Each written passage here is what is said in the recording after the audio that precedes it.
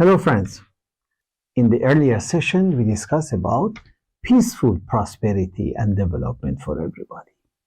And we said that that is possible when a number of principles are guiding the developmental thinking and activities. The first principle was the principle of oneness of humanity. The second principle we discussed was the principle of justice. Combined with oneness of humanity, it can remove a lot of tension that is existing in the world of development and that many people are deprived of the benefits of development.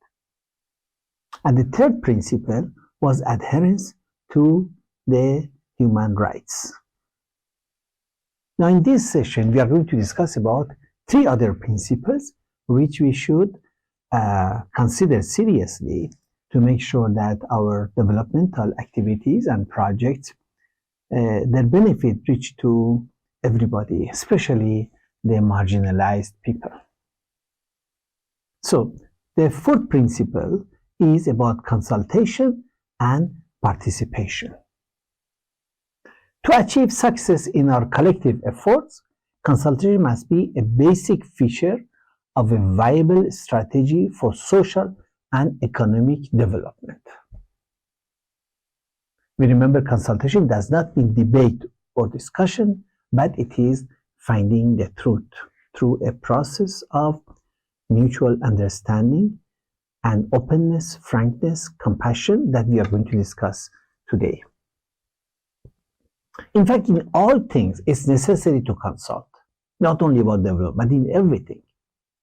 Our understanding becomes more mature through consultation. It's not that one person will know all the facts and reality. No, when we consult together, our thoughts become more mature, understanding becomes more mature. The consultation process we talk about here is very different from the present patterns of negotiation and compromise. Okay, if not you, if not me, okay, in between, let us take up something which we compromise. This is not what we mean by consultation.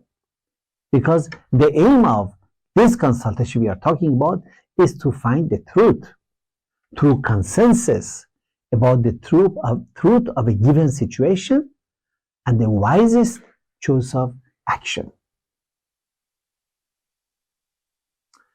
The unfortunate practices today are the culture of protests. You don't talk to each other, you protest against each other. This hides the truth. Propaganda, which actually is sort of brainwashes the people, and adversarial methods, which is forcing people to accept certain things. But for consultation to be successful in reaching its aim, there are some do's to follow and some don'ts to avoid. We'll discuss this at a later stage. The purpose is that the participants in a consultative process should try to go higher than their initial points of view, to be able to function as members of one body with its own interests and goals, not that of individual members. So, consultation brings our understanding together, makes it mature. Hence, the ideas expressed in such a meeting, such a gathering, will no more belong to the individuals who have expressed them, but to the whole group that may take them as it is, or may discard them, or may modify them. So once one expresses his view in the consultative process, it's no more his view. Then it belongs to the whole assembly to analyze it, to dissect it, to cut it, to whatever they like to do, and create something new out of it. Here, kindness, courtesy, and full acceptance of the views and the voices of majority should be the code of conduct by all the members.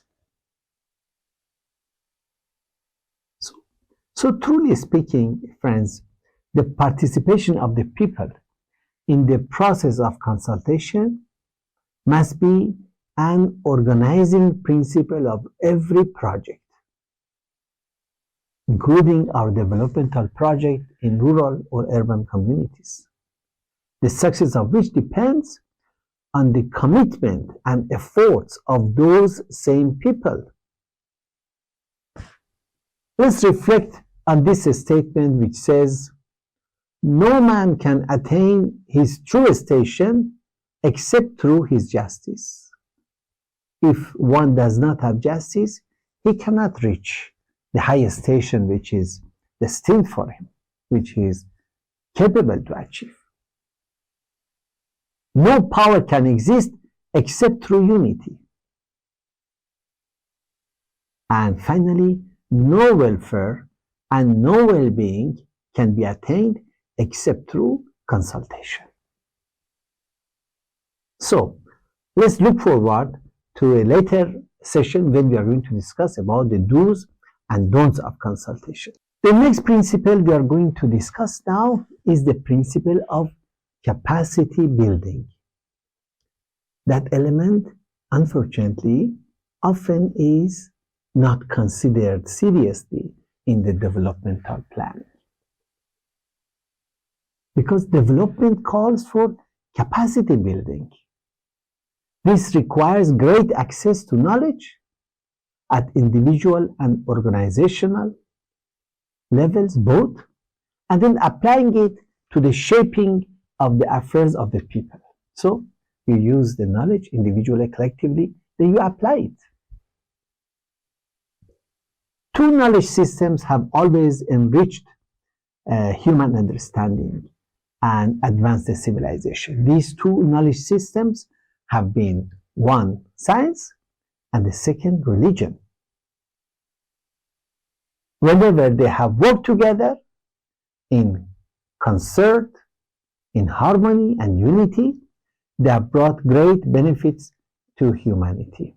Okay, now the point here is that if science is only to serve a few elites, well-off people, selected group of people, then the gap between the rich and the poor will further increase.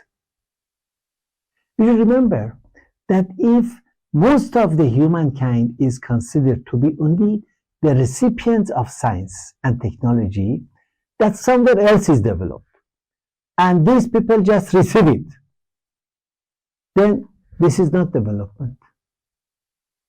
Development is, in fact, when the people themselves, they are part of the generation of knowledge, of creation of knowledge, of development of technologies that are most suitable for them, and that is possible through building their capacity and their ability to equally participate in that process.